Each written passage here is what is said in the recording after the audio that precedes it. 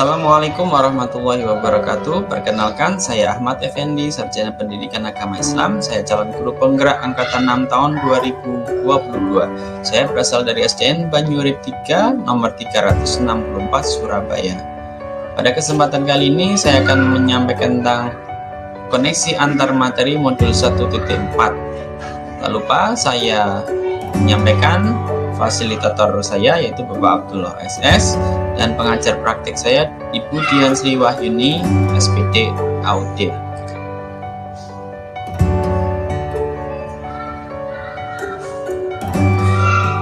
Yang pertama, mengenai peran Anda dalam menciptakan budaya positif di sekolah dengan menerapkan konsep-konsep inti seperti disiplin positif, motivasi, perilaku manusia, hukuman dan penghargaan, posisi kontrol, restitusi, keyakinan, sekolah atau kelas, segitiga restitusi, dan keterkaitannya dengan materi sebelumnya yaitu filosofi pendidikan nasional Ki Hajar Dewantara, nilai dan peran guru penggerak, serta visi guru penggerak. Menurut saya, peran saya dalam menciptakan budaya positif sangat cukup bagus. Saya alhamdulillah berperan dalam menentukan atau menerapkan konsep-konsep yang sudah saya pelajari, mulai dari disiplin positif, motivasi perilaku manusia, hingga posisi kontrol, restitusi. Kemudian saya secara tidak langsung sebelum mempelajari tentang modul ini juga sudah menerapkan atau memunculkan nilai-nilai kebajikan dan keyakinan sekolah atau kelas. Nah, kemudian sebelum membuat keterkaitan, saya akan menyampaikan ulang tentang peran guru penggerak sebagai pengingat kita. Yang pertama, peran guru penggerak yaitu menjadi pemimpin pembelajaran. Yang kedua, menggerakkan komunitas praktisi. Yang ketiga, menjadi coach bagi guru lain. Yang keempat, mendorong kolaborasi antar guru. Yang kelima, terakhir, yaitu mewujudkan kepemimpinan murid. Keterkaitannya yaitu pada modul 1.4, jika dikaitkan dengan filosofi pemikiran Ki Hajar Dewantara, nilai dan peran guru serta visi guru penggerak, maka akan memiliki keterkaitan yang sangat erat dan kuat. Pada filosofi Ki Hajar Dewantara yang menghadirkan 3 kata kunci yang perlu diterapkan bagi seorang guru, yaitu teladan, motivasi, berdaya atau merdeka. Kemudian pada modul 1.4 ini juga menjadi pendorong ketercapaian filosofis pemikiran Ki Hajar Dewantara, nilai dan peran serta visi guru penggerak.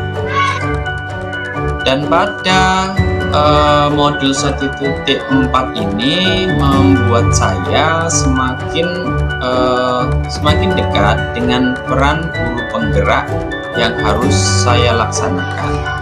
Seperti yang sudah saya sebutkan tadi, bahwa di modul ini secara nyata akan membuat saya pasti menjadi pemimpin pembelajar. Kemudian menggerakkan komunitas praktisi, karena modul ini juga saya harus memiliki kewajiban berbagi pengetahuan tentang modul ini kepada guru lain. Kemudian menjadi coach bagi guru lain juga pasti akan tercapai di sini.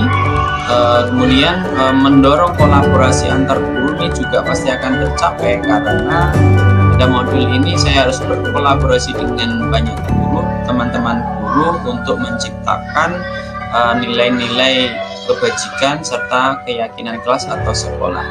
Kemudian yang terakhir juga mewujudkan kepemimpinan murid.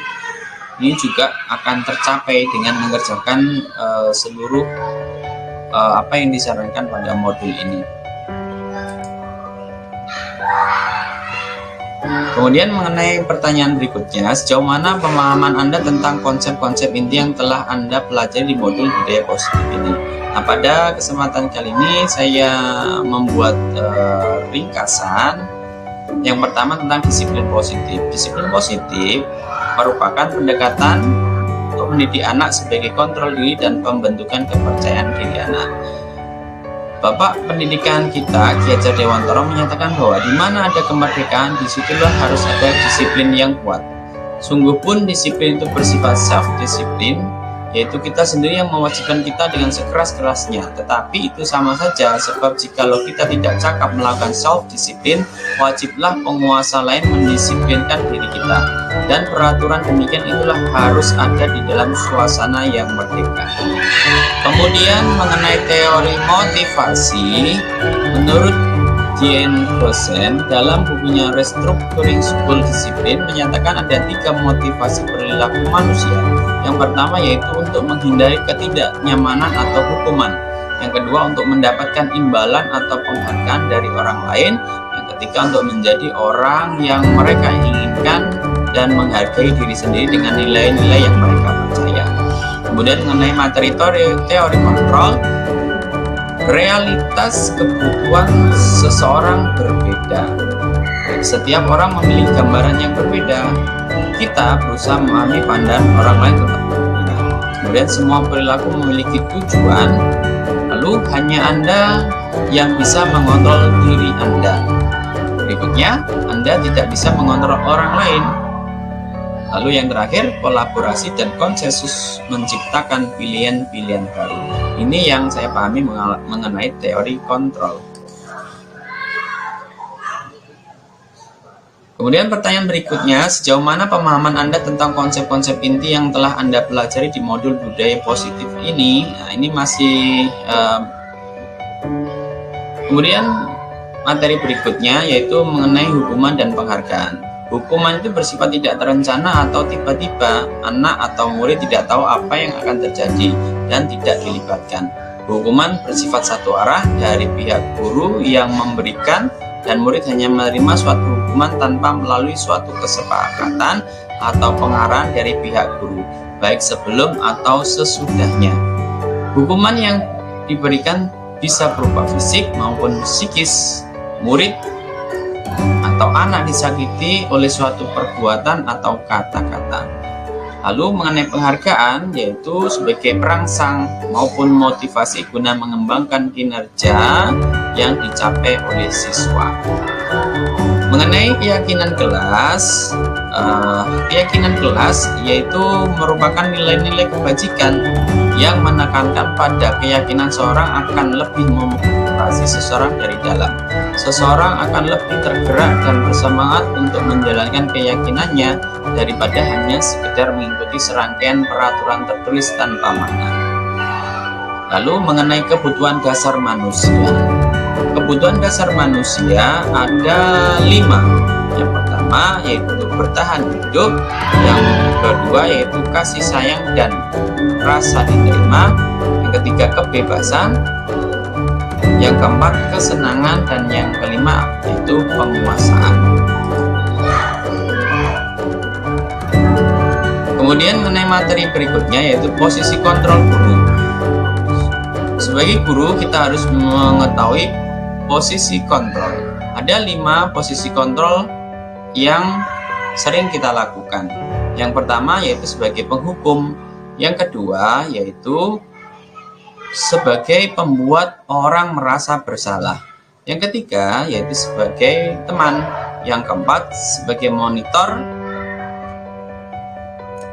atau pemantau. Yang terakhir yaitu manajer. Inilah tingkatan yang paling tinggi. Kemudian mengenai materi segitiga restitusi, yaitu ada 3 hal yang harus kita pahami, yaitu ketika kita menghadapi siswa yang bersalah atau bermasalah, maka 3 hal tersebut yang kita lakukan. Yang pertama yaitu validasi tindakan yang salah. Yang pertama yaitu menstabilkan identitas, kemudian melakukan validasi tindakan yang salah, kemudian yang berikutnya, yang ketiga, menanyakan keyakinan.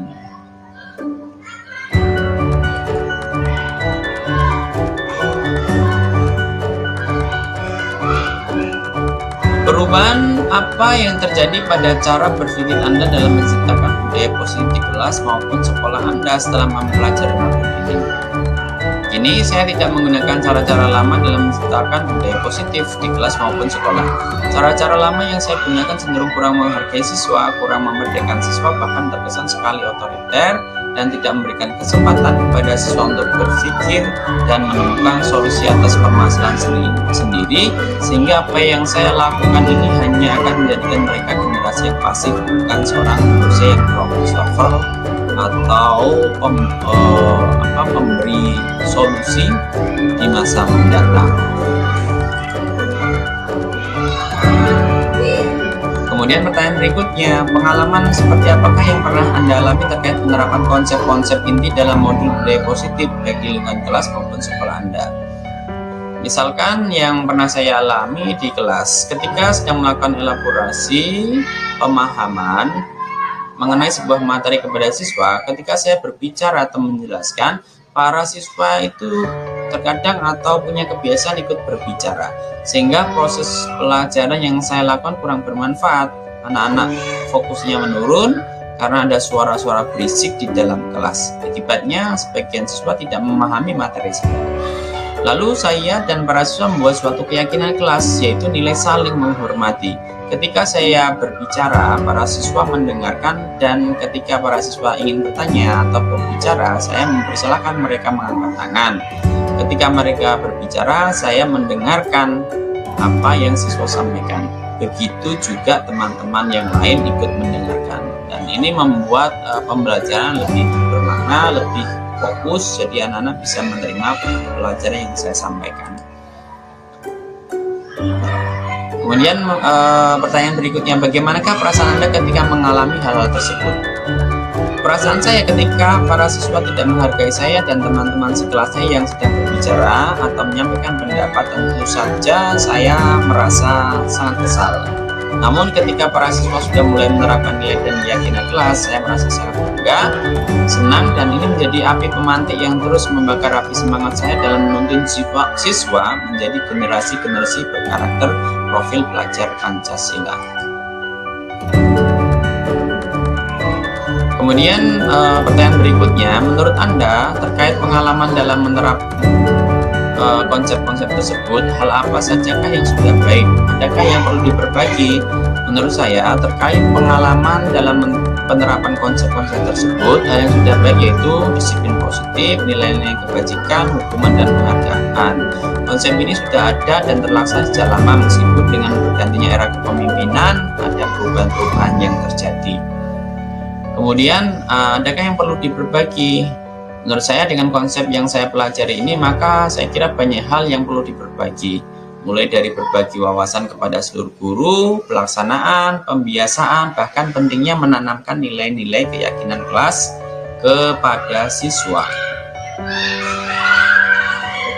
Kemudian mengenai pertanyaan berikutnya, sebelum mempelajari modul ini, ketika berinteraksi dengan murid berdasarkan 5 posisi kontrol, posisi mana yang paling sering Anda pakai dan bagaimana perasaan Anda saat itu?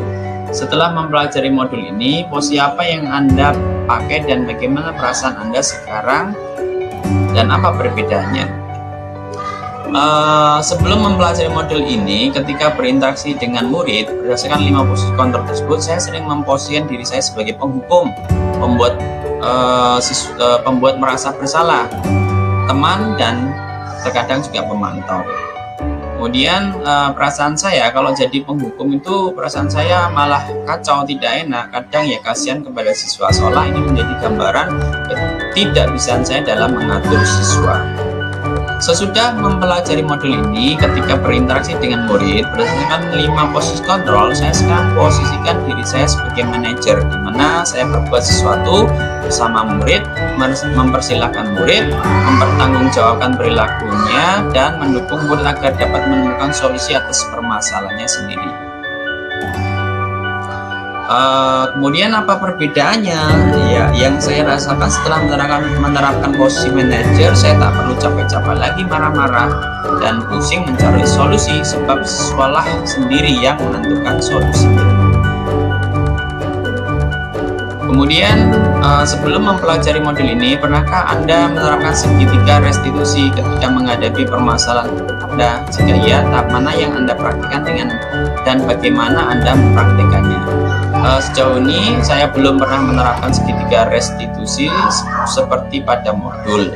Tak jarang ketika menghadapi siswa yang bermasalah, saya justru memposisikan diri saya sebagai seorang penghukum. Ini terjadi kepada siswa yang menurut saya melewati batas kesabaran. Namun dalam keseharian, saya memposisikan diri saya cenderung sebagai teman.